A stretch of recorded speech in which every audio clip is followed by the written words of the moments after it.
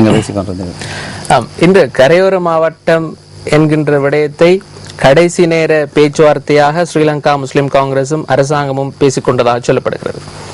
அதில் ஒரு தெளிவான முடிவுக்கு எட்ட முடியாமல் போனது என்கிற குற்றச்சாட்டு முன்வைக்கப்படுகிறது. ஆனால் மைத்திரி சிறிசேனவுக்கு ஆதரவு அளிப்பது என்று SLMC முடிவெடுத்தவுடன் அரசாங்கம் ஒரு சுலோகத்தை கையில் எடுக்கிறது. இவர்கள் கரையோர மாவட்டத்தை கேட்டார்கள், நாங்கள் அதை கொடுப்பதற்கு தயாராக இல்லை, எந்த ஒரு பிரிவினைவாதத்திற்கும் நாங்கள் ஒரு காலமும் அங்கீகரிக்க மாட்டோம், இவ்வாறான கோஷங்களை பொறுக்கிறது. இந்த தென்னிலங்கை அரசியலை மையப்படுத்தி தான் இந்த தேர்தல் பிரச்சார வியூகம் உருவாக்கப்பட்டது. எல்லா தேர்தலுமே அப்படிதான் நிச்சயமாக. ஆகையினால் இங்கு நான் சொல்ல வருகிற விடயம் என்னவென்றால், பொதுமக்களுடைய அழுத்தம் காரணமாக, மைத்திரி அலையின் காரணமாக, இன்று உந்துதலின் காரணமாகத்தான் இன்று அரசாங்கத்தை விட்டு இன்று இருந்த அமைச்சர்கள் எல்லாம் வெளியேறிக் கொண்டிருக்கிறார்கள். அதில் சிறுபான்மை கட்சிகள் கூட விதிவிலக்கல்ல. ஆகையினால் இன்று இந்த பொதுமக்கள் கொடுத்த அழுத்தத்தின் காரணமாகத்தான் எந்த நிபந்தனை அடிப்படையில் ஆதரவு அளிப்பது என்பதை அலசிக்கொள்வதற்கு கூட நேரம் இல்லாமல் சிறுபான்மை கட்சிகள் வெளியேற வந்திருக்கு. நீங்கள் கொண்டு வந்த பிரச்சனைக்குள்ளேயே தான் பதிலும் இருக்கிறது. என்னவென்றால், நீங்கள் சொன்னீர்கள் முஸ்லீம் காங்கிரஸ் வெளியேறணும், அரசாங்கம் சொன்னது கரையோர மாவட்டத்தை கேட்டார்கள் என்று. அதே போல நிபந்தனைகள் இப்ப பெரும்பான்மை சமூகத்துக்கு இருக்கிற பிரச்சனை ஆட்சி மாற்றம். எனவே இதற்குள் நிபந்தனைகள் வைக்கப்பட்டிருந்தால் அந்த நிபந்தனைகளையே நீங்க சொன்னீங்களே கரையோர மாவட்டம் கேட்கப்பட்டது, அதே போல அந்த நிபந்தனைகளையே காரணம் காட்டி இந்த மஹிந்த ராஜபக்ச என்கின்ற அரசாங்கம் எல்லாமே ஏமாற்றிவிடும். கரையோர மாவட்டம் கேட்டது போலவே தமிழ் மக்கள் இந்த உரிமைகளை கேட்டார்கள், இதற்கு மைத்திரி ஓமண்டு விட்டார் என்று. எனவே எங்களுடைய பேரம் பேசுகிற எங்களுடைய சக்திகளுக்கு அப்பால இந்த ஆட்சி மாற்றம் என்பது முன்னிலை பெற்றுக் கொண்டிருக்கிறது. அந்த ஆட்சி மாற்றம் என்ற முன்னிலைக்குள்ள எங்களுடைய அபிலாஷைகள் அடிபட்டு போய்விட்டன. அதுதான் நிலைமை. ஆனால் இந்த எங்களுடைய அபிலாஷைகளோ அல்லது எங்களுடைய பேரம் பேசுகிற தேவையோ இருக்கின்ற பொழுதும் மக்கள் தீர்மானித்து விட்டார்கள் ஆட்சி மாற்றத்துக்கு வாக்களிக்க. அந்த வகையிலே தான் இன்றைக்கு மக்கள் முடிவெடுத்து விட்டார்கள் ஆட்சி மாற்றம். எனவே அந்த ஆட்சி மாற்றத்துக்காகவே இந்த எங்களுடைய தேவைகள் அபிலாஷைகள் அடவு வைக்கப்பட்டு ஆட்சி மாற்றம். நான் உங்களோட முறைகள் இருக்கின்றேன். எப்படி 94ஆம் ஆண்டு விடுதலை புலிகளுக்கு, அதாவது தமிழர்களுக்கு கூறவில்லை, சந்திரிகாம என்ற தேர்தல் விஞ்ஞாபனத்தில் பார்த்திருந்தால் விடுதலை புலிகளுக்கு கொட்டி விமுத்தி பெறமுன்னுட்ட, சரியா, விடுதலை புலிகளுக்கு 10 ஆண்டுகளுக்கு இந்த நாட்டை கொடுப்பேன் என்று சொன்ன பொழுது 62% மக்கள் வாக்களித்தார்கள். 62% மக்கள் இலங்கையில் தமிழர்களா? இல்லை, 62. ஆனால் ஜனாதிபதி மஹிந்த ராஜபக்ஷ அவர்கள் புலிகளை அழித்தேன் என்ற நிலத்தை தொட்டு கும்பிட்டு வந்து கிடைச்ச ஓட்டு வந்து 54%. அப்பொழுது 2001ஆம் ஆண்டு ரணில் விக்ரமசிங்க அவர்கள் விடுதலை புலிகளுக்கு இடைக்கால நிர்வாகத்தை 10 வருடம் கொடுக்கிற, உங்களுக்கு தெரியும், நீங்களும் சேர்ந்து வேலை செய்து, நீங்கள் ரணில் விக்ரமசிங்க பவருக்கு வந்தார். தமிழர்கள் மாத்திரமா தெரிவு செய்தார்கள் ரணில் விக்ரமசிங்கவை. அப்பொழுது அப்படி விடுதலை புலிகளினால் இந்த அரசாங்கங்களை தங்களுக்கு தமிழர்களுக்கு ஒரு தரம் கூறவில்லையா, விடுதலை புலிகளுக்கு என்று கூறி எடுக்க முடியும் என்றால் ஏன் தமிழ் பேசும் சமூகம் இன்றைக்கு அன்றைக்கு பிரச்சனை அன்று இது ஒரு புதிய விடயம் அல்ல. குருபரன் அவர்களே, 94ஆம் ஆண்டு ஐக்கிய தேசிய கட்சி சந்திரிகாவுக்கு பொட்டு வச்சு, பிரபாகரனுக்கு பொட்டு வச்சு, சந்திரிகாவுக்கு வாக்கு நாடு பிரபாகரனுக்கு சொல்லிச்சு, சரியா. அதே ரணில் விக்ரமசிங்க 2001ஆம் ஆண்டு சந்திரிகாவும் மங்கள சமரவரும் சேர்ந்து ரணிலுக்கும் பிரபாகரன் அவர்களுக்கும் விடுதலை புலிகளின் தேசிய தலைவர் பிரபாகரன் அவர்களுக்கும் பொட்ட வச்சு சொன்னாங்க, நீங்க ரணிலுக்கு ஓட்டு பண்ணுங்க, இந்த கண்ட்ரி இதுக்குன்னு சொல்லி சொன்னாங்களா, சொல்ல இல்லையா, போஸ்டர் ஒட்டினாங்களா, ஒட்டே இல்லையா. ஆனா மக்கள் கேட்டார்களா? இந்த பிரச்சாரம் இன்றைக்கு நேற்றுக்கு ஆரம்பிக்கப்பட்டது இல்லை, அந்த காலத்திலேயே. ஆனால் இனவாதத்துக்கு எதிராக மக்கள் வாக்களித்தார்கள். இன்று இந்த நாட்டிலே ஆட்சி மாற்றம் வேணும் என்று பேசுகின்ற அனுபவ சாநாயக்காலிருந்து சம்பிக்க வரை பேசுவது இந்த நாட்டில் ஊழல் அதிகரித்து விட்டது என்று. எனவே இந்த ஊழலுக்கு மத்தியிலே இனவாதம் செல்லுபடியாகாமல் இன்று அரசு தடுமாறுகிறது. இந்த தடுமாற்றத்துக்குள் கூட எமது தமிழ் உரிமைகளை நாங்கள் செலுத்துவதற்கு தவறி இருக்கிறோம்.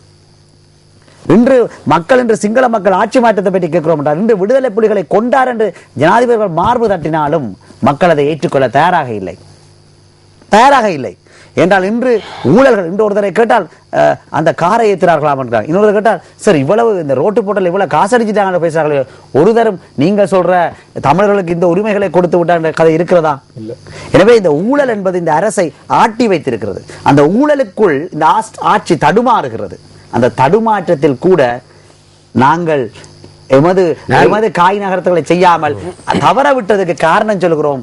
இனவாதத்தை பேசி மஹிந்த ராஜபக்ஷ அவர்கள் ஆட்சிக்கு வந்துடுவார்கள் என்று. ஏனென்றால் எங்கள் தலைமைகள் தமது உரிமைகளை பெறுவதற்கு தவறி இருக்கின்றன.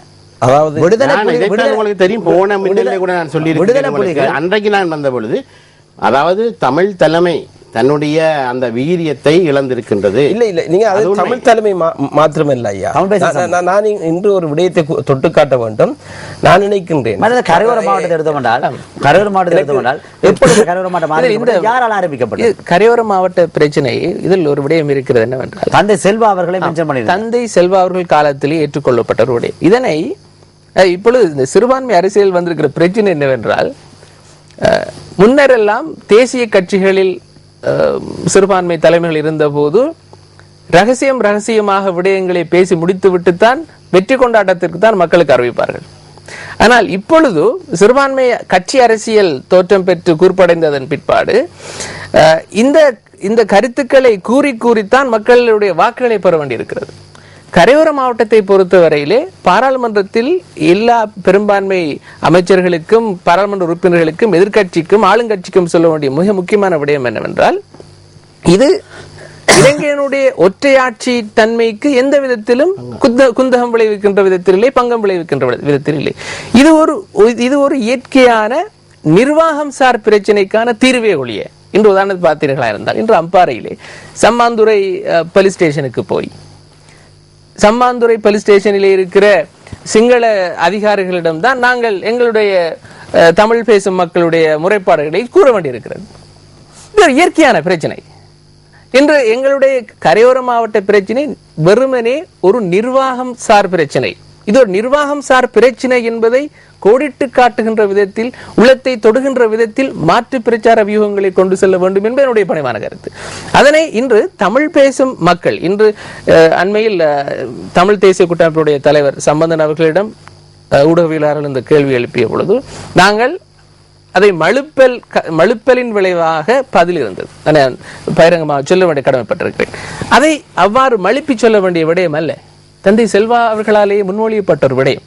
ஆகினால் நாங்கள் அந்த கருத்திலே ஏற்கனவே நாங்கள் முஸ்லிம் காங்கிரசினோடு மிக நேர்த்தியான உறவையும் கருத்து உடன்பாட்டினையும் கொண்டிருக்கிறோம். தேர்தலுக்கு பின்னர் நாங்கள் இதை பற்றி கலந்துரையாடுவோம் என்று சொல்லலாம். ஏனென்றால் முன்னர் விடுதலை புலிகளுடைய காலத்தில் கூட முஸ்லிம்களுக்கு தனித்தரப்பு என்கிற பிரச்சனை வந்த பொழுது எங்களுக்குள் அனாவசியமான முரண்பாடு வந்தது. இணைந்த வடகிழக்கில் தென்கிழக்கு என்ற பொழுது கூட இணைந்த வடகிழக்கில் தென்கிழக்கு அழகு என்கின்ற போது கூட ஒரு அனாவசியமான முரண்பாடு வந்தது. உண்மையில் அவ்வாறான முரண்பாடுகள் வர வேண்டிய தேவையே இல்லை. அமைச்சர் அஷ்ரப் அவர்களுடைய காலகட்டத்தில் கூட அமைச்சர் அஷ்ரப் அவர்கள் எப்பொழுதும் தந்தை செல்வாவை விட்டுக் கொடுத்த விதத்தில் அரசியல் பேசியது கிடையாது. அவர் எப்போதும் இணைந்த வடகிழக்கு என்பதுதான் தமிழர்களுடைய அரசியல் கோரிக்கையாக முன்வைக்கப்பட்ட பொழுது இணைந்த வடகிழக்கில் எங்களுக்கு தென்கிழக்கு அழகு என்றுதான் அவர் குறிப்பிட்டிருந்தார். அந்த அரசியல் நேர்கோட்டு தத்துவத்திற்கு ஒரு காலத்திலும் ஸ்ரீலங்கா முஸ்லிம் காங்கிரசினுடைய தலைமைகள் முரண்பாடாக குந்தகமாக இருந்ததில்லை. அதனால் இன்று இந்த கருத்துருவாக்கத்தை மீள தெளிவாக பேசுவதற்கான சந்தர்ப்பம் கிட்டியிருக்கிறதா? இந்த தேர்தலில் அந்த சந்தர்ப்பம் கிட்டவில்லை. இந்த தேர்தலில் அதற்கான நேரமும் இல்லை. திடுமென்று வந்த தேர்தல், திடுமென்று தலைமைகள் முடிவெடுக்க வேண்டிய தலைவர்கள் அவர்களே என்ன செய்ய தெரியாமல். அதாவது இதை விட எனக்கு இன்னொரு கருத்தோடு விடும் கொண்டது நான் கூற எடுத்தால், தமிழர்களின் தேசிய தலைவர் என்று அழைக்கப்பட்டு பல ஊடகங்களே அந்நேரம் பிரிண்ட் மீடியாலே கொட்டான் எழுத்துல போடுவார்கள் பிரபாண்ட படத்தை போட்டு. இன்றவர்கள் போடுவதில்லை பிரபாண்ட படத்தை. கிட்டத்தட்ட 4 வருடங்களாக நான் பத்திரிகையிலே காணவில்லை. தமிழ் பத்திரிகையில முந்தைய அவற்றை படம் பெறாம பேப்பர் வராது நியூஸ். இப்ப காண்ற இல்லை. ஏன்னா இப்பொழுது சில ஹை கமிஷன்ஸ் வந்து சொல்லுது அவற்றை படத்தை போட வேணாம், குறிப்பாக இந்திய அரசாங்கம் போட வேணாம் என்று சொல்றபடியா சில தமிழ் பத்திரிகைகளுக்கு போடுவதற்கு தயக்கம். ஆனால் அவர் இருக்கின்ற காலகட்டத்திலே, விடுதலை புலிகளின் தலைவர் இருக்கின்ற காலகட்டத்திலே சந்திரிகா அம்மார் 10 வருடம் விடுதலை புலிகளுக்கு கொடுப்பார் என்று சொல்லி அவருக்கு போட்டு வைத்தார்கள் இல்லடா. அதே மாதிரி 2002ஆம் ஆண்டு ரணில் விக்ரமசிங்க 10 வருடம் இடைக்கால நிர்வாகத்தை கொடுப்பேன் அவருக்கும் போட்டு வச்சார்கள். இவர்கள் பதவிக்கு வரவில்லையா? எப்படி சந்திரிகா அம்மையார் 62% வாக்குகள், அந்நேரம் விடுதலை புலிகள் சிங்கள மக்களை தாக்கினார்கள் என்ற போஸ்டர் ஓட்டப்பட்டன. அண்டாபுரத்தில் வெட்டின போஸ்டர் ஓட்டப்பட்ட 5 வருடங்களாக இந்த விடுதலை புலிகளின் கதை இல்லை. ஏன் தமிழ் பேசும் சமூகத்தின் பிரச்சனை இல்லை? இன்று பேசப்பட்ட அன்றகுத சாநாயக்காவின் இன்டர்வியூ மின்னலை பார்த்து கூறினார்கள். அவர் அடுக்கிய லஞ்ச ஊழலை பாருங்கள். அழகா பார்த்துருப்பீங்க. இன்று ஆட்சி மாற்றத்தை பற்றி பேசுகிறவர்கள் என்னத்தை பேசுகிறார்கள்? லஞ்ச ஊழலை பற்றி பேசுகிறார். இதுக்குள்ளே இனவாதம் உள்ளுக்குள் ஒவ்வொரு பேச முடியாத நிலைமையில் இருக்கின்ற பொழுது இது ஒரு நல்ல சந்தர்ப்பம் தமிழ் பேசும் மக்களின் உரிமைகளை நாங்கள் சென்று செல்வதற்கு. குறைந்தபட்சம் இந்த 2 ஜனாதிபதி தேர்தல்களில் வருவதற்கு முன்பு தமிழ் தேசிய கூட்டமைப்பும் முஸ்லிம் காங்கிரஸ் தலைவரும் ரவுஃப் ஹக்கீமும் சம்பந்தனும் நாங்கள் இருவரும் இணைந்து அல்லது ஆறுமோகன் தொண்டமான் அவர்கள் கூட மூவரும் இணைந்து நாங்கள் எதை இந்த இருவரிடம் வைக்கப் போகிறோம் என்பதை பற்றி பேசினார்களா? கிழக்கு மாகாண சபையிலே எப்படி 2 பேரும் ஆட்சி அமைக்க வேண்டும் என்பதை பேசினார்கள். ஆனால் தமிழ் தேசிய கூட்டமைப்பும் ரவுஃப் ஹக்கீம் அவர்களும் இணைந்து எப்படி நாங்கள் இவர்கள் 20 பேச போறோம் உண்மையில் என்ன செய்திருக்க வேண்டும்? தற்பொழுது அவர்கள் ஜனாதிபதியுடன் பேசுகின்ற பொழுது அதே நேரத்தில் மைத்திரியிடம் போய் பேசியிருக்க வேண்டும். இங்கு வாருங்கள், நாங்கள் இந்த 2 பக்கம் பேசுகின்றோம் என்று. அதன் பின்பு ஏண்டால் மேனிபெஸ்டோ வெளியிட விட வேண்டிதான் இவர்கள் அறிக்கையை கொடுக்கப்பட்டது. இதனை மிக யதார்த்தமாக நான் குறிப்பிட விளைகிறேன். தற்பொழுது கிழக்கு மாகாண சபை பட்ஜெட்டுக்கு வாக்களிப்பது என்கிற தடுமாற்றம் என்று முஸ்லிம் காங்கிரஸ் இருக்கிறது. தற்பொழுது மைத்திரி என்கின்ற பொது வேட்பாளரை டிஎன்ஐயும் எஸ்எல்எம்சியும் ஆதரிக்கிறது. இது மிக தெளிவான சந்தர்ப்பம் கிழக்கு மாகாண ஆட்சியை எவ்வாறு மாற்றுவது என்பதற்கு. இரண்டாவது ஒரு ரவுஃப் ஹக்கீம் தெளிவாக சொல்லியிருந்தார். அதான் இந்த தேர்தலிலே நான் இப்படி நிற்கின்றேன், ஆனால் அதற்காக கிழக்கு மாகாணத்தில் நான் மாற்றம் செய்ய என்ன எனக்கு விளங்குற ரவுஃப் ஹக்கீம் ஜனாதிபதியோட இருக்கிறாரா எதிர்கட்சியில்? இதுல ஒரு விடயம் தெளிவாகுது என்னன்னு சொன்னால், அதாவது இன்றைக்கு சிறுபான்மை தலைவர்கள் எடுத்துக்கொண்டால், அதாவது நீங்கள் ஒரு 15-20 வருஷத்துக்கு முதல்ல முன்னோக்கி போய் பார்த்துட்டீங்கன்னு சொன்னார். சரி, அந்த காலத்தில் வாழ்ந்த அந்த தலைவர்கள், உதாரணத்துக்கு அமரர் சௌமியமுதி தொண்டமானவர்கள் மலையகத்து மக்களின் பிரச்சனையை அவர் எப்படி முன்னெடுத்து சென்றார், அதே போன்று முஸ்லிம்களுடைய பிரச்சனையை மறைந்த தலைவர் ஷஹீத் இமேஜம் அஷ்ரஃப் அவர்கள் எப்படி எடுத்து சென்றார்கள், அதே போன்று தந்தை செல்வா அவர்கள் எப்படி எடுத்து சென்றார்கள் என்பதிலே ஒரு வித்தியாசம் இருக்கின்றது. ஆனால் இன்று வாழ்கின்ற இந்த தலைமைத்துவங்கள், நீங்கள் ஒரு விஷயத்தை சொன்னீங்க, நிபந்தனையற்ற ஒத்துழைப்பு, அதாவது நிபந்தனையற்ற ஒத்துழைப்பு வழங்குவதற்கான ஒரு காரணம் இருக்கு. அதாவது நாங்க இப்ப என்ன செஞ்சிருக்கிறோம் சொன்னால், எங்களோட தலைமைத்துவங்கள் வந்து lost their bargaining power. lost the bargaining power என்னன்னு சொன்னால், எங்களோட பேரம் பேசுற சக்தியை நாங்கள் இழந்ததுக்கு பல காரணம் இருக்குது. அதாவது அந்த காலத்தில் வாழ்ந்த இந்த தலைமைத்துவங்கள் வந்துட்டு அமைச்சு பதவிக்கோ அல்லது அவர்களுக்கு வழங்கப்பட்ட இந்த ஆடம்பரமான வாழ்க்கைக்கோ அல்லது அவர்களுக்கு வழங்கப்பட்ட சுகபோகங்களுக்கோ அவங்க சோரம் போகையில். சரி, இதுல நாங்க தெளிவா இதே நேரத்தில் தமிழ் தலைமை சூரம் போனது அல்ல, தமிழ் தலைமை அதுல கொஞ்சம் நான் வந்து கொஞ்சம் தளர்த்தி தான் சொல்றேன். சரியா, அதே நேரத்தில் இப்ப என்ன நடக்குன்னு சொன்னால், இப்ப கூட நீங்க பாத்தீங்கன்னு சொன்னால், அதாவது இப்ப என்னோட சகோதரர் மாஷூக் சட்டத்தனி அவர்கள் சொன்னார்கள், இந்த தென்கிழக்கு அலகு, இந்த தென்கிழக்கு மாவட்டம் இது வந்துட்டு 1967ஆம் ஆண்டே இந்த அரசாங்கங்களால அனுப்பப்பட்ட குழுவால ஏற்றுக்கொள்ளப்பட்ட ஒரு விடயம். அங்கு கரையோர மாவட்டம்ங்கிறது, அதாவது கல்முனையை மையமாக வைத்து ஒரு மாவட்டம் வழங்கப்பட வேண்டும் ஏற்றுக்கொண்டிருக்கிறாங்க. ஏன் இன்று அந்த சனத்தொகை எடுத்துக்கொண்டால், அதாவது நீங்க வந்து ஒரு குறிப்பிட்ட ஒரு சில ஆண்டுகளுக்கு முன்னர் அம்பாறை மாவட்டத்தில் உள்ள சனத்தொகை எடுத்துக்கொண்டால், இந்த கரையோர மாவட்டத்தில் பாரிய சனத்தொகை இருந்தது. அதாவது இன்றைக்கு 1,20,000 1,20,000 30,000 சிங்கள வாக்காளர்கள் அங்கே இருக்க இல்லை. தெஹியத்தை கண்டி எங்கே இருந்தது, வேற சில ஏரியாக்கள் எங்கே இருந்தது, அதாவது பதுமையில் இருந்ததை கொண்டாந்து அம்பாறைக்குள்ள சேர்த்தாங்க. சரி, சில வாக்காளர்களுக்கு அதிகரிக்கணும்.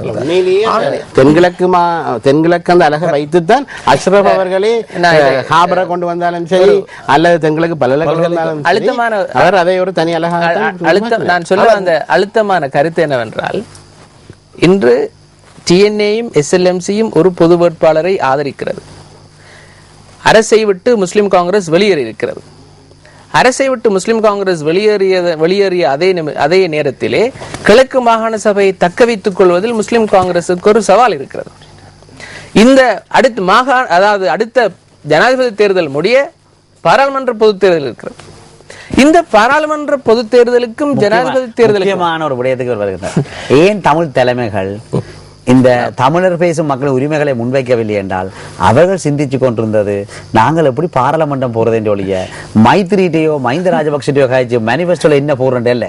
அவங்களோட முக்கிய பிரச்சனை இருந்தது நாங்கள் எப்படி பாராளுமன்றம் போடுறது. இந்த அலைக்குள் நாங்கள் போகவிட்டால் அதில் அவர்கள் அக்கறையாக இருந்தார். அது முக்கியமான பிரச்சனை. அதனை தான் நான் தெளிவாக சொல்ல வருகிறேன். பாராளுமன்ற தேர்தலை அண்மிக்கின்ற இந்த ஜங்ஷன் சொல்லுவார், இந்த சந்தியிலே எங்கு காயை நகர்த்தினால் எதில் விழும், எந்த குழியில் விழும் என்று அரசியல்வாதிகளுக்கு தெரியும். உண்மையிலேயே நேர்மையாக இந்த அரசியலை செய்வதாக இருந்தால் அரசை விட்டு வெளியேறிய உடனேயே தமிழ் தேசிய கூட்டமைப்போடு நேர்மையான ஒரு ஒப்பந்தத்திற்கு 2 சிறுபான்மை கட்சிகளும் வந்ததன் பிற்பாடு பாராளுமன்ற பொது தேர்தலை நடத்துவதற்கு முன்னர் கிழக்கு மாகாண சபை இந்த 2 கட்சிகளும் கைப்பற்றுகிறது என்று பகிரங்கமாக அறிக்கை விடுத்துவிட்டு இந்த மைத்திரிபால சிறிசேன அவர்களை ஆதரித்திருக்க வேண்டும். அதாவது இன்று நீங்கள் ஏற்கனவே பஷீர் ஷஹதாவுடைய ராஜினாமா கடிதம் தொடர்பாக பேசினீர்கள். இவ்வாறு எப்பொழுதும் இரட்டை நிலைப்பாட்டுடன் இருந்து கொண்டுதான் அரசியல் நடத்த வேண்டிய துர்ப்பாக்கிய நிலைமைக்கு இன்று அரசியல் கட்சிகளை அரசாங்கம் மாற்றி அமைத்திருக்கிறது. இந்த எங்களுடைய தடுமாற்றங்களை எப்பொழுதும் பயன்படுத்தி கொண்டிருக்கின்ற அரசியல் கலாச்சாரத்தை தான் அரசாங்கம் ஊக்குவிக்கிறது. இன்று கரையோர மாவட்டத்தை கட்சிக்குள்ளேயே 2-3 கருத்துக்கள் இருப்பதற்கு வாய்ப்பு இருக்கிறது. இன்று கரையோர மாவட்டம் தொடர்பாக எங்களுடைய பிரதான ஸ்ரீலங்கா முஸ்லிம் காங்கிரஸ் என்கின்ற கட்சிக்குள் கூட சில கருத்து முரண்பாடுகள் இருப்பதற்கு வாய்ப்பு இருக்கிறது. ஏனென்றால் அது அரசாங்கம் ஏற்கனவே அதற்கு விதை போட்டிருந்தது, பதியம் போட்டிருந்தது. ஆகையினால் கரையோர மாவட்டம் என்னை பொறுத்தவரையில் இன்று காணல் நீராகி போய்விட்டதோ என்று ஏங்குகிற அளவுக்கு எங்களுடைய வாக்காளர் பெருமக்கள் அரசியல் ரீதியாக பாமரத்தனத்துக்கு உள்ளாக்கப்பட்டிருக்கிறார்கள். ஆகவே இந்த கரையோர மாவட்டத்தை எப்படி பேசுவது, தென்கிழக்கு அலகினை பற்றி எப்படி பேசுவது, இன்று ஜேஎச்யூ கூறுகிற ஒற்றை ஆட்சிக்குள் இருந்து கொண்டு சமஷ்டி டிஎன்ஏ எவ்வாறு பெற்றுக்கொள்ள போகிறது? அதை விட இன்று இவர்கள் மேனிபெஸ்டோவில் ஒன்றும் போடவில்லை. அரசாங்கம் இனவாத பிரச்சாரத்தை நிப்பாட்டி விட்டதா? இல்லை, கடைசி அதிலேயே இல்லாம சொல்றாரு இனவாதத்தை. எனவே இனவாதம் என்றது இன்று நேற்று இல்லை.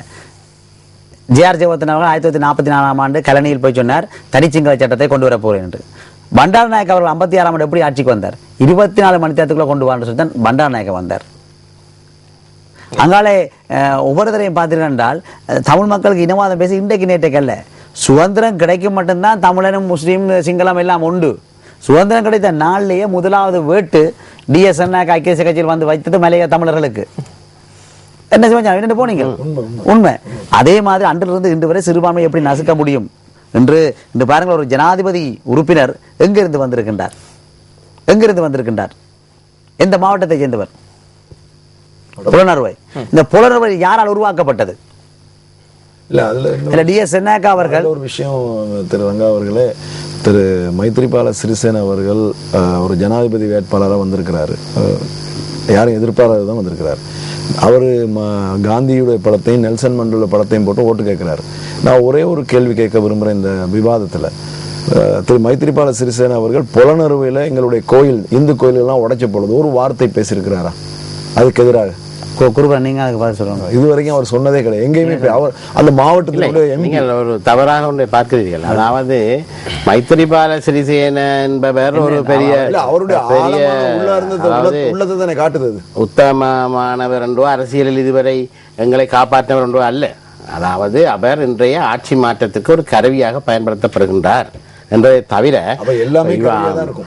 இந்த காலம் பூராகவும் அவர் இருந்தது அதே கட்சியில் தான். ஆனால் அவருக்குள்ளே இருந்த சில நிலைப்பாடுகள் காரணமாக அவர் இன்றைக்கு இப்படி மாறி இருக்கு. அதிருப்தி காரணமாக அதை வச்சுக் கொண்டு நாங்கள் சொல்ல முடியாது அவர் எங்களுக்கு இன பிரச்சனை தீர்வு தரப்போறார் என்றோ அல்லது உங்களோட தென்கிழக்கு கரையோர மாவட்டம் தரப்போறார் சொல்ல முடியாது. என்றால் இன்றைய அதைத்தான் நான் எந்த ஒப்பந்தமும் இல்லை என்று சொல்லிவிட்டார்கள். எந்த ஒப்பந்தமும் எங்களுக்குள் இல்லை என்று ஜனாதிபதி வேட்பாளர் சொல்லிவிட்டார். எங்களுக்கு எந்த உடன்படிக்கையும் வரவில்லை.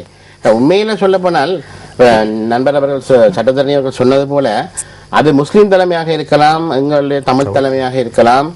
எங்களுடைய இனத்தை பிரதிநிதித்துவப்படுத்துகின்ற ஒரு வீரியமுள்ள சக்திமிக்க தலைமை என்பதை இந்த தேர்தலிலே நிரூபிக்க தவறிவிட்டார்கள். அது உண்மைதான், அதை யாரும் மறப்பதற்கு இல்லை. நன்றி நன்றி குருவான் அவர்களே. இல்லை, நான் ஒன்றை சொல்வது உண்டு. என்னால் சில பேர் இன்னொரு பிரச்சனை இருக்கு. இப்ப சட்டத்தரணி அவர்கள் சில பேர் நினைக்கலாம்,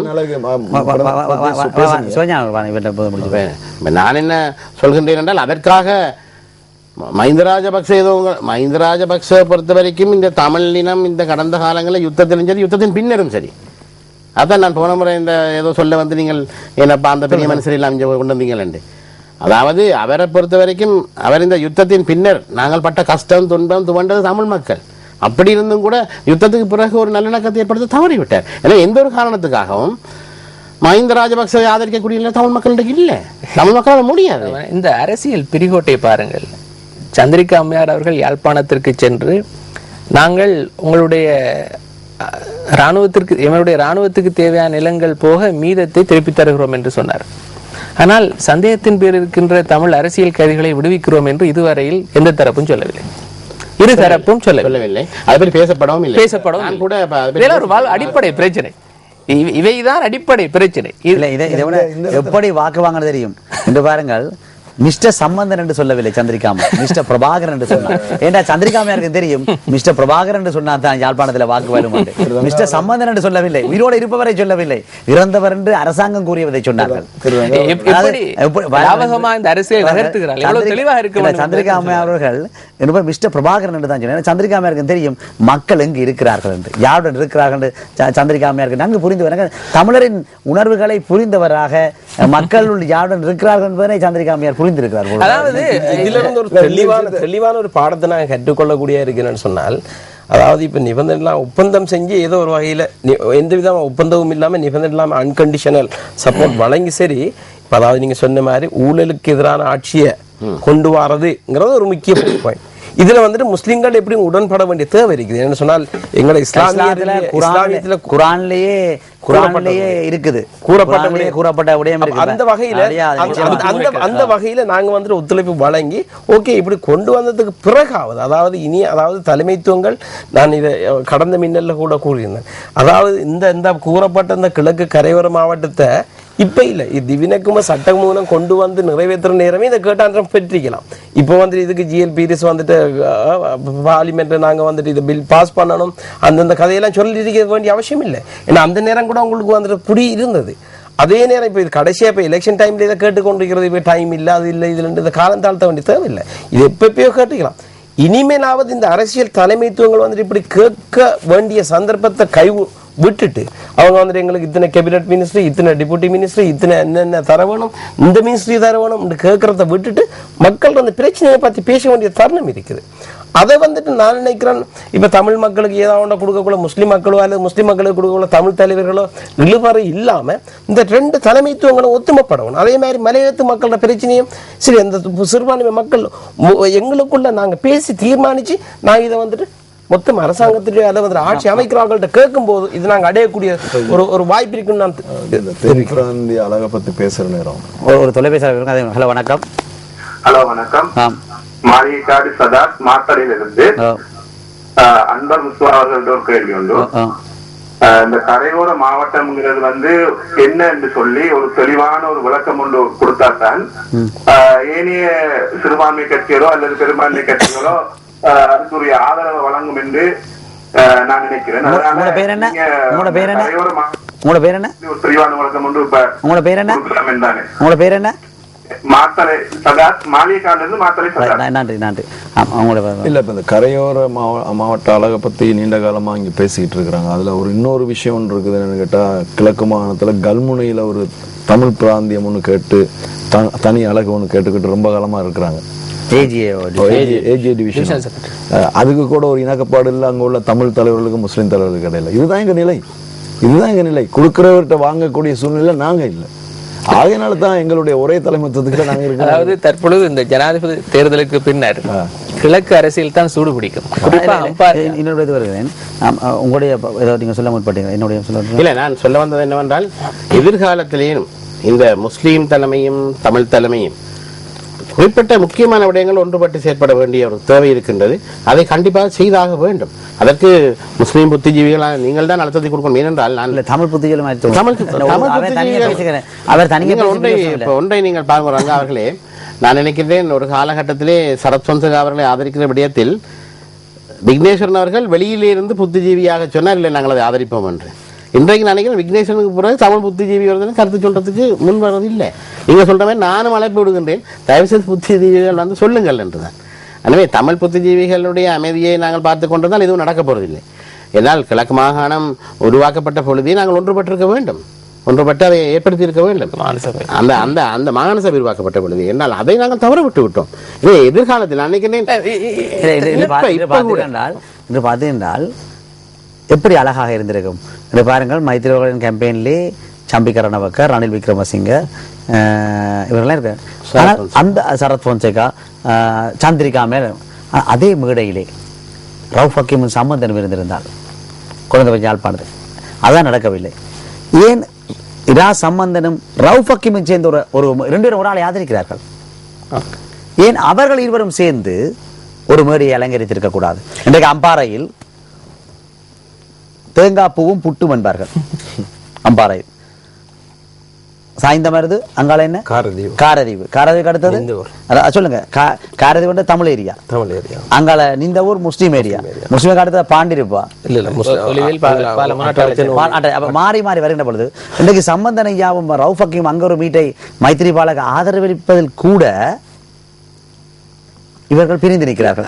இந்த ஒரு ஆளுக்கு ஆதரவளிக்கிறார்கள். இவர்கள் 2 பேரும் வச்சிருந்தால் 2 இனமும் அந்த ஒரு மூட்டை இங்கு வந்திருக்கும். எனவே இந்த சமூகங்களை ஒரு பக்கம் பெரும்பான்மையினம் பிரித்து வைக்கிறது.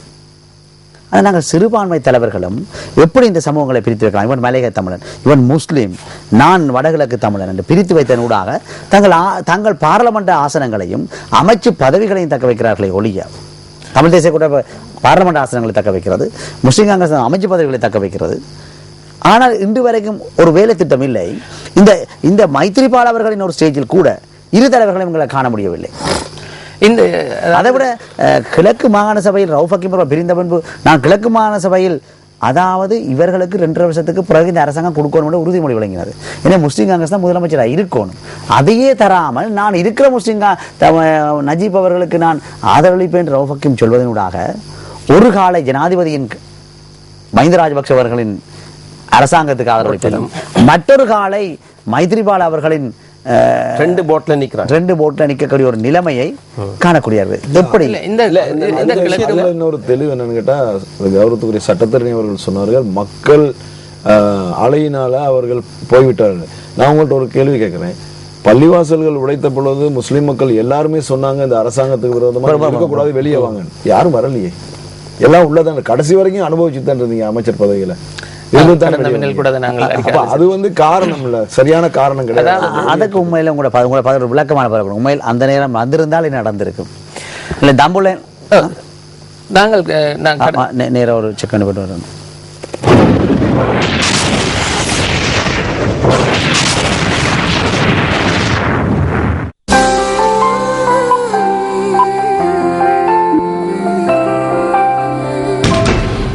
மக்கள் தலைவனின் உதயம், அன்ன சின்னம், மைத்ரி யுகம், மனிதாபிமானத்துடன் ஒரு அரசாங்கம்.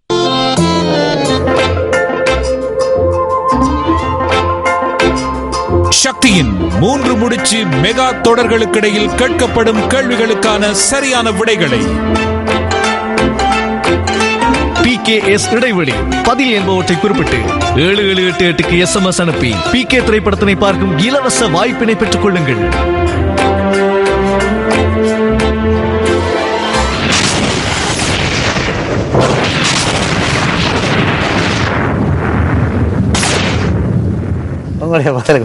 கிழக்கு அவர் கேட்ட கேள்வி ஒன்று, அதாவது தம்புள்ளை பள்ளிவாசல் உடைந்த பொழுது ஏன் அமைச்சர்கள் வெளியில் வரவில்லை, வந்திருந்தால் என்ன நடந்திருக்கும்? தம்புள்ளை பள்ளிவாசல் உடைக்கப்பட்ட தருணத்தில் வெளிநாடு முஸ்லிம் காங்கிரஸ் அரசாங்கத்திலிருந்து, முஸ்லிம் காங்கிரஸ் மாத்த நாங்க சொல்ல முடியாது, முஸ்லிம் தலைமைகள் முஸ்லிம் அமைச்சர்கள் எல்லாரும் வாக்களித்தார்கள். முஸ்லிம் காங்கிரஸ் மாத்திரம் என்று சொல்ல முடியாது. முஸ்லிம் காங்கிரஸ் பங்கையும் செய்திருக்கிறது. இந்த பிரச்சனையை நவநீத பிள்ளைக்கு அறிவித்து சர்வதேசமயப்படுத்தியது. அதோட சவுதி எம்பசிஸ் எல்லாரையும் கூப்பிட்டு சர்வதேசமயப்படுத்தியது. கேபினெட்டுக்குள் ரவுஃப் ஹக்கீம் சண்டை பிடித்தார். ஆனா அன்றைக்கு ரவுஃப் ஹக்கீமுக்கு சப்போர்ட் பண்றதுக்கு முஸ்லீம் கேபினெட் மினிஸ்டர் ஒருத்தர் அதுக்குள்ள இருக்கே இல்லை. இதே சம்பிகரணவக்க தான் ரணில் விக்ரமசிங்க ரவுஃப் ஹக்கீமுக்கு எதிராக பேசியிருந்தார். தம்புள்ள பள்ளிவாசல் உடைச்ச பற்றி கேட்க வேண்டாம், இது கேபினெட் உண்டு. நிச்சயம். ஆனால் அந்த நேரம் இன்னும் 4 முஸ்லீம் மினிஸ்டர்ஸ்கள் சம்பிக்கை இருந்தது ஒரே ஒரு கேபினெட் கிளை உரிமைக்கு. ஆனால் முஸ்லீம்களுக்கு இருந்த 6 கேபினெட், அந்த 6 கேபினெட்டும் இப்படித்தான் இருந்தவங்க, ஒன்றும் பேச இல்லை ரவுஃப் ஹக்கீம் சப்போர்ட்டா. எனவே அன்று நடந்தது அப்படி நடந்திருக்கு. அதாவது நான் ஏன் நீங்கள் குறிப்பிட்டது போல் முஸ்லிம் தலைமைகள் வெளியேறி இருக்கலாம், முஸ்லிம் காங்கிரஸும் வெளியேறி இருக்கலாம். தம்புள்ளை விவகாரத்திலிருந்து முஸ்லிம் காங்கிரஸ் வெளியேறி இருந்து, ஏனென்றால் தம்புள்ளை விவகாரமும் மாகாண சபை தேர்தலும் அண்மித்த காலம். முஸ்லிம் காங்கிரசினுடைய தலைவருடைய அந்த தேசிய தலைமைத்துவ கவர்ச்சியை அன்றில் இருந்து தொடங்கி இருந்தால் இன்று மக்கள் அலைக்குள் தள்ளுப்பட வேண்டிய நிலைமை முஸ்லிம் காங்கிரஸ் தலைமைக்கு ஏற்பட்டிருக்காது. ஆனால் ஏன் முஸ்லிம் காங்கிரஸை குறிப்பிட்டேன் என்றால், தம்புள்ளை விவகாரத்தில் இருந்து தொடங்கி இன்று கிழக்கு மாகாண சபை உருவாக்கலின் பொழுது முஸ்லிம் காங்கிரஸ்க்கு ஒரு நேர்மையான பிரச்சனை இருந்தது. ஒரு விடயம் அநேகர் அதை குறிப்பிட்டு காட்டுவதில்லை. அந்த மாகாண சபை உறுப்பினர்களுடைய எண்ணிக்கையை பார்க்கிற பொழுது முஸ்லிம் காங்கிரசும் டிஎன்ஏயும் இணைந்தால் வருகின்ற மொத்த தொகை போதாமல் இருந்தது. 1 அல்லது 2 மேலதிகமாக ரெண்டு பேரும் இணைந்து கேட்டிருந்தால் அந்த போனஸ் எல்லாம் அவர்களுக்கு இணைந்து கேட்டிருந்தால் வந்திருக்கு. அன்றிருந்த சூழ்நிலையில் இணைந்து கேட்பதற்கான வாய்ப்பு இருக்கவில்லை. ஆனால் இன்று மைத்திரிபாலவுக்கு ஆதரவு ஒரு ஒழுங்கான ஒரு ஸ்டேஜில் கூட அவர்களை காணவில்லை. அதான் சொல்ல வருகிறேன். இன்று இந்த ஜனாதிபதி தேர்தல் ஒரு மிகச்சிறந்த சந்தர்ப்பம். முஸ்லிம் காங்கிரசினுடைய மாகாண சபை உறுப்பினர்கள் திண்டாட்டத்தில் இருந்தார்கள். அதாவது முஸ்லிம் காங்கிரஸ் மாகாண சபை உறுப்பினர்களுக்கும் முஸ்லிம் காங்கிரஸ் பாராளுமன்ற உறுப்பினர்களுக்கும் இடையிலே கருத்து மோதல் இருந்தது. ஏனென்றால் இந்த அரசாங்கத்திலிருந்து வெளியேறினால் உடனடியாக எதிர்கொள்கிற பிரச்சனை அவர்களை பொறுத்தவரையில் கிழக்கு மாகாண சபை தேர்தலாக இருந்தது, கிழக்கு மாகாண சபையாக இருந்தது. அதனால்தான் கிழக்கு மாகாண சபை பட்ஜெட்டை ஆதரிப்பது என்கிற ஒரு அரசியல் முடிவினை முஸ்லிம் காங்கிரஸ் எடுக்க தள்ளப்பட்டது. ஆனால் என்னை பொறுத்தவரை கிழக்கு மாகாண சபையில் இருக்கிற முஸ்லிம் காங்கிரஸ் உறுப்பினர்கள் அரசுக்கு சார்பாக இருக்கணும்னு நினைக்கிறார்கள். அவர்களுடைய நீண்டகால அரசியலுக்கு இன்று அரசாங்கம் வெளியேறினார். அவர்களை பொறுத்த மாகாண சபை தேர்தல் 3 வருஷத்துக்கு நடக்க போகிறது. பாராளுமன்ற உறுப்பினர்கள் எதிர்கட்சிக்கு சப்போர்ட் பண்றார்கள். மாகாண சபை பாராளுமன்ற தேர்தல் 1 மாதத்துல வருது. மாகாண சபை தேர்தல் 3 வருஷத்துல வரலையா, அது 3 வருஷம் மக்கள் அப்படி போய் காட்டிடலாம் தானே என்றபடியா அதுக்கு மற்ற எதை சொல்ல வருகிறேன், முஸ்லிம் காங்கிரஸ் இந்த முறை அரசாங்கத்தோடு வெளியேறிய கையோடு மைத்ரிபால சிறிசேனவை ஆதரிக்க முடிவெடுத்த தருணத்தோடு டிஎன்ஏவுடன் ஒரு முக்கோண அரசியல் மையப்புள்ளியை தீட்டியிருந்தால் அடுத்த பாராளுமன்ற தேர்தலுக்கான கருத்தியல் பிரச்சார வியூகங்களை வகுப்பதில் வெற்றி கண்டிருப்பார்கள். ஆனால் இன்று முழு அரசியல் தலைமைகளுடைய கவனமும் இந்த ஜனாதிபதி தேர்தலை நடத்தி முடிப்பது எப்படி, அடுத்து முக்கியமான ஒரு எதிர்காலத்தில் வர இருக்கிற ஒரு பிரச்சனை சொல்கிறேன். கிழக்கு மாகாணத்திலே குறிப்பாக அம்பாறை மட்டக்களப்பு மாவட்டங்களிலே அடுத்த பாராளுமன்ற தேர்தல் மிக சூடுபிடிக்கும். ஏனென்றால் அம்பாறை மாவட்டத்திலே முஸ்லிம் காங்கிரஸ் முதலாவது பிரச்சனை வரும். மைத்திரிபால சிறிசேனவனுடைய தொடர் அரசியல் பயணம் SLFPயும் ஐக்கிய தேசிய கட்சியும் இணைந்ததா என்கிற பிரச்சனை வரும். அல்லது மைத்திரிபாலனுடைய நேரடி SLFP வேட்பாளர்கள் களமிறக்கப்படுவார்களா என்கின்ற கேள்வி இருக்கிறது. ஐக்கிய தேசிய கட்சியும் முஸ்லிம் காங்கிரசும் ஒரே சின்னத்தில் தேர்தல் கேட்பதா என்கிற பிரச்சனை வரும். அடுத்தது முஸ்லிம் காங்கிரஸ் தனியாக கேட்கின்ற பொழுது அம்பாறை தொகுதியிலே வர இருக்கின்ற அரசியல் மாற்றம் எவ்வாறு முஸ்லிம் பிரதிநிதித்துவத்தை பாதிக்கப் போகிறது, தமிழ் பிரதிநிதித்துவத்தை பாதிக்கப் போகின்ற மிக இக்கட்ட. அதே நேரம் மட்டக்களப்பிலே தற்பொழுது புதிய அரசியல் அணுகுமுறைகள் உருவாகி இருக்கிறது மட்டக்களப்பு மாவட்டத்திலே. இவ்வாறு மிகவும் சிக்கலான ஒரு என்றும் இல்லாத அரசியல் கொந்தளிப்பை கிழக்கு மாகாணம் ஜனாதிபதி தேர்தலுக்கு பின்னர் சந்திக்க இருக்கிறது. அதற்கு ஏற்கனவே வியூக அடிப்படையில் திட்டமிட்டால் தான் அந்த சிக்கல்களில் இருந்து தப்பி பிழைக்க காலம் வழிவகுக்கும் என்பது என்னுடைய பணிவான கருத்து. ஆகினால் இன்று இந்த ஜனாதிபதி தேர்தலுக்கு பின்னர் தான் பிரச்சினை பல்வேறு ரூபங்களில் விஸ்வரூபமாக வெடிக்கும் என்பது என்னால் மிக இலகுவாக அவதானி ஆரோடம் சொல்ல தொலைபேசி அழைப்பு. ஹலோ, வணக்கம். துணிக்கப்பட்டு அதாவது இன்று ஒரு கேள்விக்கு நீங்கள் பதிலளிக்கவில்லை. தம்புள்ள பள்ளிவாசுடன் இவர்கள் வந்திருந்தால் அன்றுடன் தர்கா டவுன் எரிந்திருக்காது. எனவே தர்கா டவுன் எரிவதற்கான காரணமும் இந்த கேபினெட் மினிஸ்டர்ஸ்கள் கேபினெட் வாகனங்களுக்கும் பதவிகளுக்கும் இல்லாமல் அந்த ஒருவர் இன்று துறக்க இயலும் என்றால் அன்று பதவி துறந்திருந்தால் தர்கா டவுன் வருவதை ஒரு கேபினெட் மினிஸ்டர் 6 முஸ்லீம் கேபினெட் மினிஸ்டர்ல அல்லது 6 டெபுட்டி மினிஸ்டர்ஸ்ல ஒரு ஆள். இன்றைக்கு அரசாங்க பக்கத்துல ஒரு கேபினெட் மினிஸ்டரை காண இல்லை, எல்லாரும் ஓடி வந்துட்டாங்க. அன்றைக்கு அந்த மக்களுக்காக இவர் ஒரு ஆள் சும்மா பொய்க்கு தன்னு ராஜினாமா கடிதத்தை உங்களுக்கு பயம் பொய்க்கு கொடுத்தாலும் ஜனாதிபதி அக்செப்ட் பண்ணி விட்டுறாரு. கடைசி ஒரு பொய்க்கு தன்னும் ஒரு ரெசிக்னேஷன் லெட்டரை கொடுத்துருக்கலாம், அதை கூட செய்யவில்லை. அந்த இடத்துல நான் அதை என்ன வகையில் பாக்குறீங்க? அந்த இடத்துல நான் ஒரு விஷயத்தை குறிப்பிட வர்றேன். இலங்கை தொழிலாளர் காங்கிரஸ் அரசாங்கத்தில் இருந்த பொழுது முத்துசிவலிங்கம் அவர்களை பெசில் ராஜபக்ச ஏதோ ஏசனார் சொன்னோம், நாங்கள் உடனே ரிசைன் பண்ணிட்டு வந்தோம். அதான் நீங்க வந்தீங்க, அது மாதிரி நல்ல வரவேற்கத்தக்க விஷயம் ஆரம்பம் தொண்டமான அமைச்சர்கள் செய்தது. ஆனா முத்துசிவலிங்கம் அதே மினிஸ்ட்ரியில போய் இருந்து வேலை செய்துட்டு இருந்தார். அவர் என்ன அவர் செய்தாரு முத்துசிவலிங்கத்துக்காண்டி. ஆனா முத்துசிவலிங்கம் என்ன செய்யணும், அதே மினிஸ்ட்ரியில போய் அவருடைய செக்ரட்டரிஸ் எல்லாம் வேலை செய்து இருந்தார். அவர் கடிதத்தை கொடுத்துட்டு வந்தாரு, நீங்க அவமாச்சிட்டீங்க நான் போறேன். ஆனா முத்துசிவலிங்கம் என்ன செய்றார், தலைவர் அப்படி ஒரு முடிவெடுத்தும் அவருக்காண்டி முடிவெடுத்தும் முத்துசிவலிங்கம் அந்த அந்த அமைச்சரையே வேலை செய்துட்டு இருந்தார். ஆனா நீங்க சொன்ன கேட்ட கேள்வியில நான் ஒரு விஷயத்தை ஞாபகப்படுத்த வேண்டியது திரு ரங்கா அவர்களை. அதுக்கு நான் மின்னலுக்கு உண்மையாக நன்றியும் செலுத்த வேண்டும். ஏன்னு சொன்னால் எனக்கு ஞாபகம் இருக்கிறது, அந்த தம்புளை பள்ளிவாயில் உடைக்கப்பட்ட சந்தர்ப்பத்திலே இதனை முஸ்லிம் புத்திஜீவிகள் மின்னலூடாக தெளிவுபடுத்தினார்கள். அந்த தெளிவுபடுத்தலின் பிரகாரம் மின்னலிலே நான் நினைக்கின்றேன் கலந்து கொண்ட புத்திஜீவிகள் கேட்டுக்கொண்டது கிணங்க ஸ்ரீலங்கா முஸ்லிம் காங்கிரஸ் அரசியை விட்டு வெளியேறி கிழக்கு மாகாண சபை தேர்தலில் நான் நினைக்கின்ற அந்த மின்னலில் நானும் கலந்து கொண்டவன். அந்த விடயத்தில் நாங்கள் மிகவும் அதனூடாக தான் உண்மையில் ரவுஃப் ஹக்கீம் அவர்கள் அசாச்சரியூடாக என்னையும் அழைத்திருந்தார். நான் முஸ்லிம் காங்கிரசின் தலைமை காரியாலயம் தார்சலாத்துக்கு சென்றிருந்தேன். ரவுஃப் ஹக்கீம் அவர்கள் அசாச்சரி கூட அழைத்திருந்தார். ஆனால் துரஷ்டவசமாக ரவுஃப் ஹக்கீம் அவர்கள் அரசாங்கத்திடம் கூறினார், ரங்கா வந்து சொன்னாரு அசாச்சரி எடுக்க சொல்லி, அதால நான் எடுத்தேன். எனக்கு அண்மையிலே ஹசன் அலி அவர்களை நான் பாராளுமன்றத்தில் வருகின்ற பொழுது எனது வாகனம் தாமதமாகிவிட்டது. அப்பொழுது ஹசன் அலி அவர்கள் தான் என்னை கொண்டு இறக்க வந்தார். அப்பொழுது கேட்டார், ரங்கா ஏன் ரங்கா இந்த இவரை இப்படித்தான் நிமால் சிவலை செல்வாம் என்று கேட்டார். சுசில் பிரேமஜெயந்தமும் கேட்டார். ரவுஃப் ஹக்கீம் அவர்கள் ஜனாதிபதி இருக்கின்ற பொழுது நாங்கள் என்ன செய்கிற சார் இந்த அசாச்சலியை எனக்கு விருப்பம் இல்லை, ரங்கா தான் கொண்டு எனக்கு தீர்த்து விட்டார்னு சொன்னார். இதைத்தான் இவர், ஆனால் உண்மையில் அசாச்சலி கூடாகத்தான் அவர் கேட்டது. உண்மையில் சிவஞான அவர்களுக்கு தெரியும், மாத்தளையிலே அதாவது ஒரு முஸ்லீம் தமிழ் உறவு வரட்டும் என்று சொல்லி அவர்களுக்கு மரச்சின்னத்துக்கே நாங்கள் ஆதரவு வழங்கியிருந்தோம். என்று சொன்னால் எங்கேயோடத்தை நாங்கள் இதனை இணைக்க வேண்டும், அதாவது தமிழ் பேசும் மலையகம் இலங்கை தமிழ் பிரிந்திருக்காமல் இணைக்க வேண்டும். எங்கேயோட இணைக்காமல் விட்டால் இந்த பெரும்பான்மை இனம் எங்களை உரிமைகளை பெற முடியாது. ஆனால்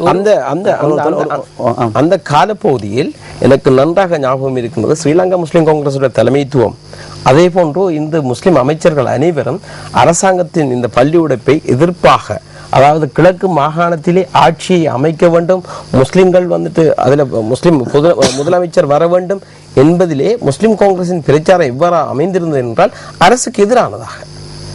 இந்த அரசாங்கத்தின் ஆட்சி காலத்தில் தான் பள்ளிவாயல் உடைக்கப்பட்டது. இல்லை, இன்று கூட நான் ஒரு விடயத்தை வெளிப்படையாக கூற வேண்டும். இன்று கூட பல முஸ்லிம் காங்கிரஸ் பாராளுமன்ற உறுப்பினர்களுக்கு அழைப்பு விடுக்கப்பட்டது, மாகாண சிறப்பு அழைப்பு விடுக்கப்பட்டது. அதாவது வரவில்லை என்றால் இந்த கடைசி மின்னல் இந்த நேரம் போய் நான் ஏதாவது அரசாங்கத்துக்கு பேசி தப்பித்தவறி அரசாங்கம் வந்துருந்தா அவன் என்னத்தான் நோட் பண்ணுவான். அப்ப எனக்கு அது வேண்டாம் என்ற அளவுக்கு கூட்டம் எங்களுக்கு இருக்கின்ற ஒரு தவிர்த்து கொண்டு நிலைமையை நாங்கள் காணக்கூடிய ஒரு முக்கியமான எனக்கு ஒரு பிரச்சனை என்றால் தம்புள்ள பள்ளிவாசல் உடைப்பு நீங்களையா அங்கிருந்த இந்து கோவில் இல்லாமல் அது சம்பந்தமாக அந்த நேரத்திலே நான் பல அறிக்கைகளை விட்டுத்திருந்தேன். அதை விட முன்னெடுத்து சென்றவர் ஆர் யோகராஜன் அவர்கள் எல்லாருடையும் கலைத்து யூடியோட கலைத்து காணி கொடுக்கிறார். இதுவரை காணி கொடுக்கப்படவும் இல்லை, கோயில் கட்டப்படவும் இல்லை. அது மட்டும் இல்ல, இங்க இருக்கிற பூமாரியம்மன் கோவில் காணி இல்லாம போயிடுச்சு. தமிழ் தலைமை மாவட்டத்தை சேர்ந்த பிரச்சனை சொன்ன 2 பிரச்சனையும் காளி கோயில் பிரச்சனை, காளி கோயிலுக்குரிய காணியும் அதுல இருந்த மக்களுக்கான காணி யூடிஏ ஏற்கனவே வகுத்து ஒதுக்கி கொடுத்திருக்கிறது. அவர்கள் வந்து நகரத்துக்குள்ள அந்த பள்ளி அந்த கோயில் இருந்த இடத்துல இருந்து மிக அருகாமையில் தான் கொடுத்திருக்கிறாங்க. அந்த காணிக்குள்ள குடியேறி அங்கே கோயில் கட்ட விடாம அங்க உள்ள பிரதம பௌத்த குரு வந்து தடுத்து கொண்டிருக்கிறார் இன்ன வரைக்கும். இதுதான் உண்மை நிலை. இதுதான் அங்க உள்ள பாராளுமன்ற உறுப்பினர் ஜனகத்தன்னு கொண்டவங்க முழுமையான ஆதரவு அவர் முழுமையான ஆதரவு கொடுக்கிறார். அவர் சொல்றாரு இது முழுமையான ஆதரவு தமிழ் மக்களை கொடுக்கிறார், முஸ்லீம் மக்களை கொடுக்கிறார், முஸ்லீம் மக்களும் கொடுக்கிறார். முஸ்லீம் மக்களும் தமிழ் மக்களும் உடைக்க கூடாதுங்கிறதுலயும் அவர் உறுதியா நின்றுகிட்டு தான் இருக்கிறார். ஆனா சிவஞானம் இப்ப நீங்க கிரகரி ரோட் கிளம்புல அந்த நடு ரோட்ல எல்லா அமைச்சர்மாரும் பெருசா இருக்கிறது, எல்லா அமைச்சரும். அதில் பார்த்தீங்கன்னா புத்தர் சிலை ஒன்று இருந்து அதை இப்போ கோயிலாகவே ஆக்கிட்டாங்க. நடு ரோட்டில் பாஸ்போர்ட் ஆஃபீஸ் இருக்குது குஞ்சிபுரில், அதில் நடுவில் இருக்க மங்கள சமரை உடைக்க போய் அதில் அப்படியே இருக்குது. ஏன் தமிழர்கள் முஸ்லீம்கிற கோயிலை மாத்திரம் அகற்றணும் என்று சொல்றார்கள்? ஏன்னா அதனை கடவுள் என்ன சும்மாவா? அதை எப்படி ஏற்றுக்கொள்வது? ஏற்றுக்கொள்ள முடியாது. நாங்க அதுக்கு ஆதரவு கிடையாது, அகற்றுவதற்கு நாங்க ஆதரவு கிடையாது. நாங்க உள்ள இருந்து அகற்ற வேணாம் தான். நாங்க இது சம்பந்தமா பல தடவை ஜனாதிபதி அவர்கிட்ட பேச்சுவார்த்தை நடத்தி அதுக்கான காணியெல்லாம் யூடிஏல ஒதுக்கப்பட்டு நஷ்டஈடு காசும் கொடுக்கப்பட்டிருக்குது. ஆனா என்ன நடைமுறைன்னு கேட்டா கட்ட விட மாட்டேன்னு சொல்லி அங்குள்ள பௌத்த பிக்கு ஒத்த காலில் நிக்கிறார். அதுதான் காரணம். சிங்கள மக்களை ஏவி விடுற அளவுக்கு அவர் நிக்கிறார். ஆனா அரசாங்கம் அதை கட்டுப்படுத்த முன் வருதுன்னு கேட்டா அங்க உள்ள பாராளுமன்ற உறுப்பினர் 2 பேருக்கு இடையில உள்ள முரண்பாடு. மாத்தளை மாவட்டத்தில் உள்ள பாராளுமன்ற 2 பேர் அங்க உள்ளுக்கு இருந்துட்டு தங்களுடைய அரசியலை வளர்த்துக் கொள்வதை செய்யறாங்க. எப்படி இருந்தாலும் எங்கட கோயில் இல்ல. ஒரு தொலைபேசி அழைப்பு உங்களுக்கு. ஹலோ வணக்கம். ஹலோ வணக்கம் சார். நான் வந்து நூறுலியா பேசுறேன், கனகராஜன் சொல்லி. எந்த இடம்? நூறுலியா எந்த இடத்துல? நூறுலியா வந்து தன்சிங்க. உங்களோட கேள்வி என்ன? என்ன கேட்டா இப்ப இந்திய தொழிலாளர் காங்கிரஸ் வந்து மலையத்துல பாரிய வேலை திட்டங்கள் செய்யறேன்னு சொல்றாங்க. முத்துது விலைங்க வந்து ஏற்கனவே ஒரு 10 வருஷத்துக்கு முதல்ல அடிக்க நாட்டிட்டு போயிருக்காரு. என்னதுக்கு? எதுக்கு? ரோட்டுக்கு. ரோட்டுக்கா? நூறுலியாவில இருந்து பூண்டியாவுடைய. ஓகே. அப்ப 10 வருஷத்துக்கு முதல்ல அடிக்க நாட்டியும் திரும்ப 10 வருஷம் முடிச்சு வந்து அடிக்க நாட்டிருக்காரு. இப்ப நேற்று முந்தின மாதிரி அமைச்சர் இருந்தாரு. அது ஒரு கிலோமீட்டர் தூரம் மட்டும் சும்மா மண்ணை போட்டு மட்டு அடிச்சிருக்காங்க, கொங்கிரீட் கல் மட்டும். கேள்வி என்ன? வேலை திட்டங்களை வந்து இதுவரைக்கும் செஞ்சதே இல்லை. நன்றி நன்றி. டான்சன் பூண்டுலோயாவில் இருந்து அந்த தற்பொழுது வந்திருக்க மின்சார அந்த ரோட்டை தான் அவர் கேட்கின்றார். இப்போ வந்து நூறுலியா மாவட்டத்துக்குள்ள உள்ள பாதையெல்லாம் காப்பட் பண்ணுறதுக்கான ஆர்டர்ஸ் கொடுக்கப்பட்டிருக்கு. அது மாதிரி மாத்தளை மாவட்டத்தில் எனக்கு 6 கிலோமீட்டர் கழுதாவளி தமிழ் மக்கள் வாழ்கிற இப்போ முஸ்லீம் மக்கள் வாழ்கிற பகுதியெல்லாம் காப்பட் பண்ணப்பட்டிருக்கு. அது மாதிரி என்னுடைய பகுதிகளுக்கும் கொடுக்கப்பட்டிருக்கு காப்பட் ரோட்.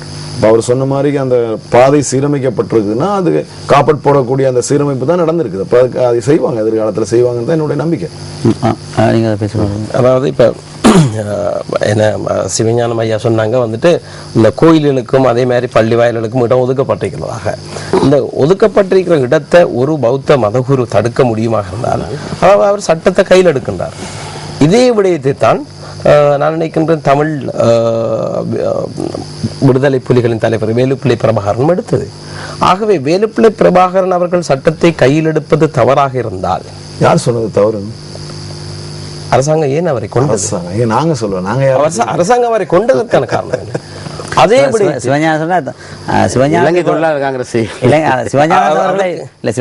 விடுதலை புலிகள் ஆயுள் எடுத்தது தவறு என்று கூறவும் இல்லை, பிரபாகரன் ஆயுதம் எடுத்தது தவறில்லை என்று அது அவருடைய கருத்து. அரசாங்கம் சரி, அரசாங்கம் அவ்வாறு அதை தவறு என்று கூறினால் இதையும் தவறு என்று கூறி அதற்கான நடவடிக்கை எடுக்க வேண்டிய தேவை இருக்கின்றது. அதே நேரத்தில் நான் இந்த கிழக்கு மாகாண சபை அந்த விடயத்தில் நான் வர வேண்டியிருக்கின்றது. அதே போன்று எனக்கு என்னிடம் ஒரு கேள்வியும் இருக்கின்றது. நீங்கள் அந்த மின்னல் அந்த காலப்பகுதியில் மின்னலை கூறினர்கள் ஸ்ரீலங்கா முஸ்லீம் காங்கிரஸ் பிரிந்து வர வேண்டும் என்று முஸ்லீம் காங்கிரஸ் வந்தது. வருகின்ற போது நான் நினைக்கின்றேன் சட்டத்தரணி மசூர் அவர்கள் கூறினார்கள், அன்றைய காலப்பகுதியிலே டிஎன்ஏயுடன் இணைந்து இந்த முஸ்லிம் காங்கிரஸ் வாக்கு கேட்பதற்கான நிலைமை இருக்கவில்லை என்று. ஆனால் அதை நான் மறுக்கின்றேன். அன்றைய சூழலில் இவர்கள் இணைந்து கேட்டிருக்கலாம், கிழக்கு மாகாண சபையை ஆட்சி அமைத்திருக்கலாம். இதனை நான் நினைக்கின்ற மின்னலிலே நாங்கள் வலியுறுத்தி இருந்தோம். அதாவது இந்த கிழக்கு மாகாண சபையை ஆட்சியை அமைப்பதற்கு தமிழ் பேசும் மக்கள் ஒற்றுமைப்பட வேண்டும் என்று. ஆனால் அதில் அவர் தவறிவிட்டார்கள்.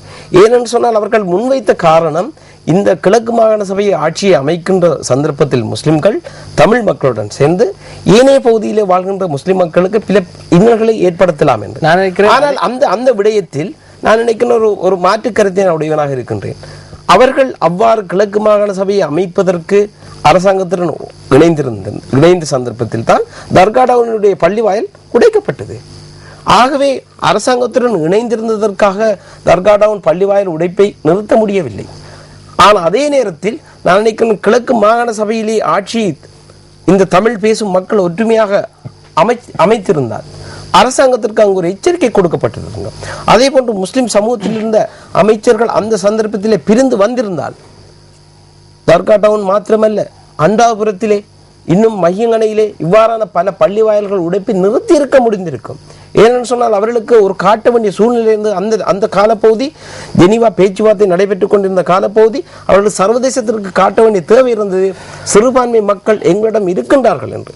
சிறுபான்மை மக்கள் இவ்வாறு பிரிந்து செல்கின்ற சந்தர்ப்பத்திலே அரசாங்கத்திற்கு ஒரு எச்சரிக்கை அலாம், வார்னிங் அலாம் ஒன்று அங்கு போகுது. அந்த விடயத்தில் அவர்கள் வந்து தவறு விட்டிருந்தார்கள். அவர்கள் தவற விட்டு தற்போது வந்திருக்கின்றார்கள். தற்போது வந்திருக்கின்ற இந்த சூழ்நிலை ஏதோ மக்கள் மாற்றம் எடுத்திருக்கின்றார்கள். மக்களின் மாற்றத்துக்கு ஏற்ப அவர்கள் வந்திருக்கின்றார்கள். நீங்கள் ஏற்கனவே கூறியது போல எதிர்வரும் பாராளுமன்ற தேர்தலிலே அவர்களது ஆசனத்தை தக்க வைப்பதற்கான ஒரு யுக்தியை தவிர நான் என்னை பொறுத்தவரை இது சமூகத்தை பாதுகாக்கின்ற ஒரு யுக்தியாக நான் கூறவில்லை. அதே போன்று இன்னொரு விடயத்தை நான் கூற வேண்டும். அதாவது இங்கு ஒரு சகோதரர் கேட்டிருந்தார், இந்த கரையோர மாவட்டம் என்ன என்பது தெளிவற்ற நிலைமையாக இருக்கின்றது. நான் நினைக்கிறேன் முஸ்லிம் அரசியல்வாதிகளுக்கு கூட தெளிவற்ற நிலைமையாக இருக்கின்றது. தொலைபேசி அழைப்பு. ஹலோ வணக்கம். ஹலோ வணக்கம். கரையோர மாவட்டம் என்றது உண்மையில் ஏற்றுக்கொள்ளப்பட்ட ஒரு விடயம். அதை இனி உண்மையில் அது அதை தீர்மானிக்கப்பட்ட அஷ்டபுர காலகட்டத்தில் கூட ஏற்றுக்கொள்ளப்பட்ட ஒரு விடயம் ஒன்று. எனவே அதை உண்மையில் ஒரு நிர்வாக மாவட்டம். அதை உண்மையில் யாரும் அதை தடுக்க வேண்டும் அல்லது அதை பற்றி கலந்தாலோசிக்க வேண்டிய அவசியம் இல்லை. கலந்தாலோசிப்புக்கு அப்பால் அது ஏற்படுத்தப்பட வேண்டிய ஒன்றை ஒழிய அதை கலந்தாலோசிப்புக்கு அங்கே ஒன்றும் இல்லை, ஒரு விடயம் இல்லை. அதே போன்று இவர் ஏற்கனவே கூறுவது போல் டிஎன்ஏயும் முஸ்லிம் காங்கிரசும் ஒன்றாக அரசியல் ரீதியாக முஸ்லீம் பாராளுமன்ற உறுப்பினர்கள் முஸ்லீம் காங்கிரஸில் உண்மையில் நாங்கள் இனிவரும் மின்னலை கூறுவோம் என்று அவர்கள் ஜனாதிபதி வருகின்ற பொழுது 2 தோணியில் கால் வைக்கின்ற பொழுது சில உறுப்பினர்கள் உண்மையில் வரவில்லை என்று சொன்னால் அவர்கள் உண்மையில் வெளிப்படையாக கூறுவது தயங்குகிறார். என்றால் இந்த கடைசி மின்னல் நடத்தப்பட்டுக் கொண்டிருக்கின்றது ஜனாதிபதிக்கு முன்பு, இதில் நாங்கள் எங்கள் கருத்துக்களை கூறினால் அரசாங்கம் மானிட்டர் பண்ணிவிடும் என்ற ஒரு பயத்தின் காரணமாக சில உறுப்பினர்கள் உண்மையில் வரவில்லை. எதை சொல்ல வருகிறேன் என்றால் முஸ்லிம் காங்கிரசும் டிஎன்ஏயும் ஒரு அரசியல் உடன்பாட்டுக்கு வருவதற்கு நீண்ட தூரம் பயணிக்க வேண்டியிருக்கிறது. அதாவது உண்மையிலேயே சாத்தியமான விடயம். நான் சாத்தியம் இல்லை என்று சொல்லவில்லை. இவருடைய கருத்தில் நான் எதில் முரண்படுகிறேன் என்றால் முஸ்லிம் காங்கிரசும் டிஎன்ஏயும் எப்போதோ தொடங்கி இருக்க வேண்டும் அந்த அரசியல் பயணத்தை, அந்த அரசியல் வியூகத்தை. இன்று பாருங்கள், இன்று கரையோர மாவட்டத்தில் தொடர்பாக ஒரு கருத்தை சம்பந்தன் ஐயா அவர்களிடம் ஒரு நிருபர் கேட்கின்ற பொழுது பல சுற்று பேச்சுவார்த்தைகள் நடந்திருந்தால் ஒரு தெளிவான நிலைப்பாட்டுக்கு கருத்து உடனே சொல்லி இருப்பார். என்றால் அதில் அது ஏற்கனவே நீங்கள் குறிப்பிட்டது மின்னல் உங்களுடைய விடயத்துக்கே வருகிறேன். தமிழ் புத்திஜீவிகள் தரப்பிலிருந்தும் முஸ்லிம் புத்திஜீவிகள் தரப்பிலிருந்தும் ஒரு நீண்ட கால பல சுற்று மாநாடுகளும் கருத்தரங்குகளும் அரசியல் தலைமையோடு நீண்ட கால செயற்திட்டம் ஒன்று உருவாக்கப்பட வேண்டும்.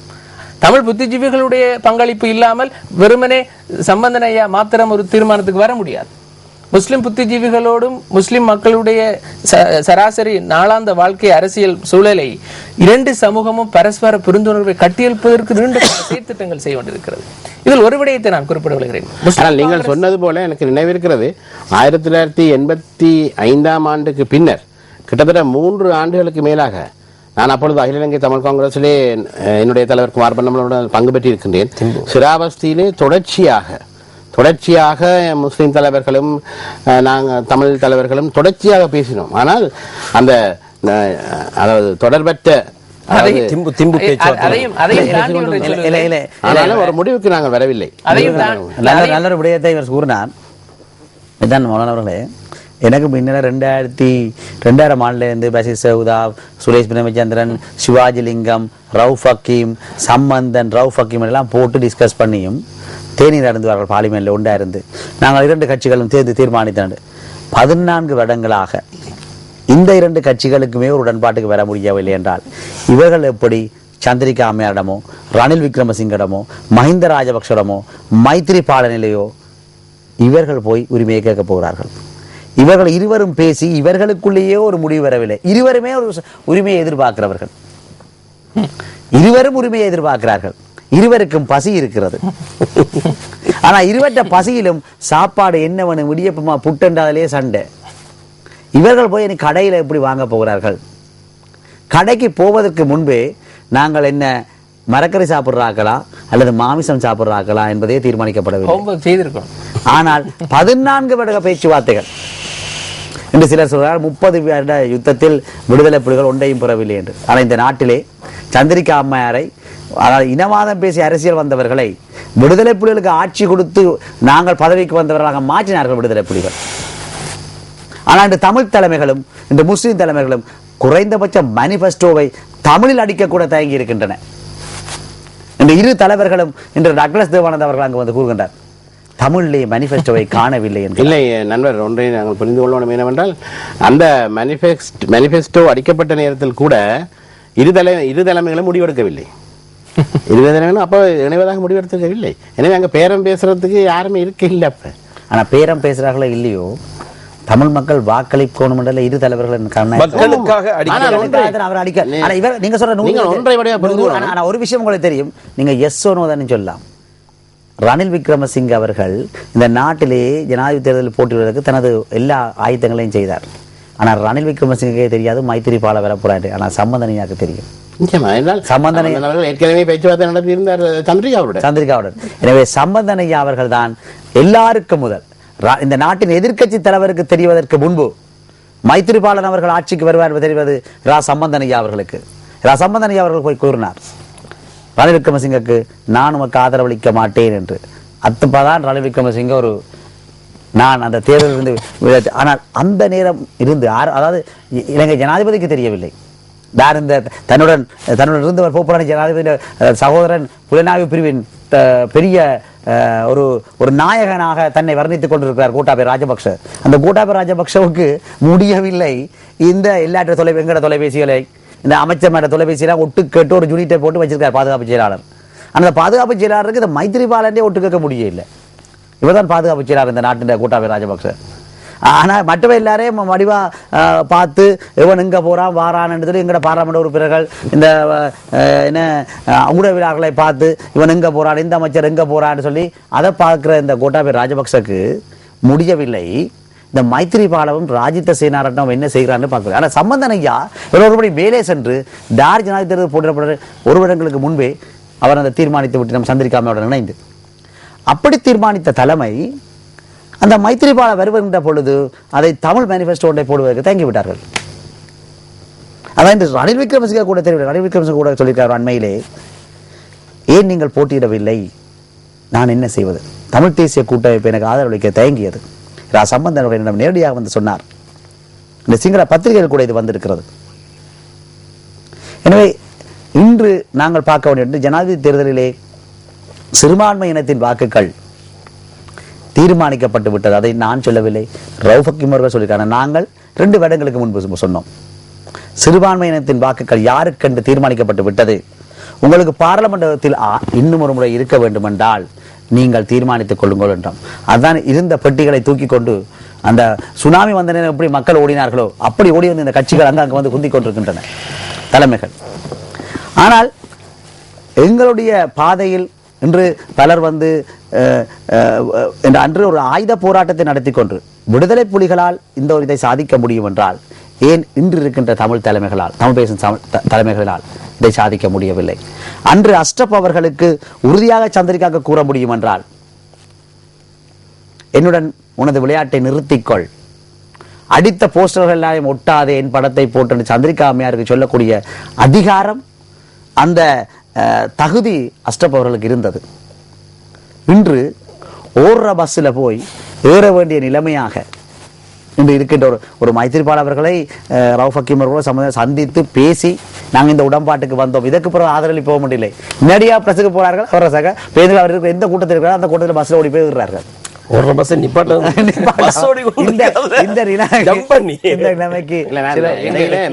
சொன்ன விடயத்திலிருந்து ஒரு வரலாற்று விஷயத்தை நான் பார்த்தேன். கிழக்கு மாகாண சபையிலே நாங்கள் ஒன்றுபட்டு ஒரு சக்தியாக இருந்திருப்போமா இருந்தால் இந்த தேர்தலிலே நாங்கள் பேரம் பேசக்கூடிய ஒரு சக்தியாக முஸ்லிம்களும் தலைமையும் தமிழ் தலைமையும் அமைந்திருக்க முடியும். அது எதிர்காலத்திலையும் ஆரோக்கியமா இருந்தது. இங்கே இவ்வளவு அசம்பாவிதங்களுக்கு நேரம் வந்து விட்டது. இன்று உண்மையில் ஆரோக்கியமான ஒரு நிகழ்ச்சி நடத்தியிருந்தோம். ஆனால் உண்மையில் இதில் நாங்கள் முஸ்லிம் காங்கிரசின் பார்லமெண்ட் உறுப்பினர், மாகாண சபை உறுப்பினர்களை அழைத்திருந்தோம். அவர்கள் உண்மையில் இதில் கலந்து கொள்ளவில்லை. நாளைக்கு தேர்தல் முடிந்த பின்பு யார் வெற்றி பெற்றார்கள் என்ற பின்பு அவர்கள் கலந்து கொள்வார்கள் என்பதனை கூறிக்கொண்டு நிறைவு பெறுகிறோம். நன்றி.